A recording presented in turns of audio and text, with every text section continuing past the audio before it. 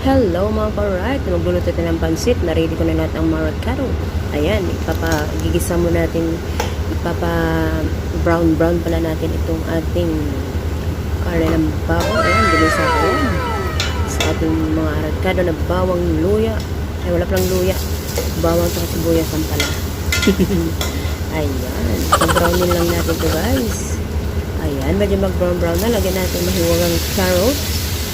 Ayan, maganda ng carrot na ito. Masarap to at masustansya sa katawan. Ayan ang ating carrot. Ayan, tapos lagyan ng tubig. Ayun. Ayan, pakuloy natin ng konti.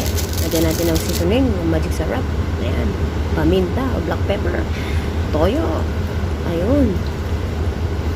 Fast forward na to guys. Ayan, tapos pag nakulo na, siyempre, lagyan natin yung cabbage. Ayan, na-prepare ko na lahat ng mga recaro niya, kaya lagay-lagay na lang tayo guys. Ayan, haluin natin. Ayan, pag haluin natin para ma-mix-mix yung ating, mga lasa niya guys. Ayan.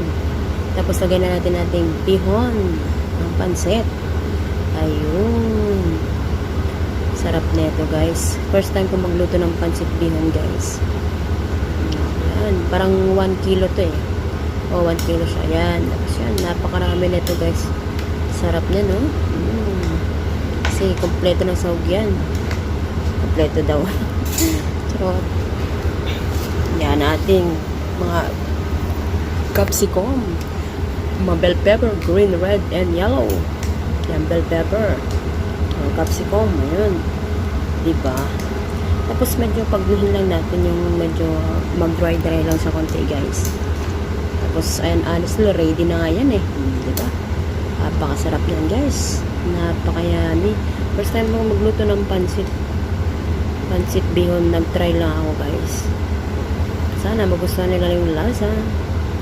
Ayan. Almost ready na, guys. So, ready to eat na to. Tara na, hindi na kayo. Ayan, ready to serve na, guys. Kain na tayo. Thank you for watching, guys. Ayan ang ating mayogang pansit.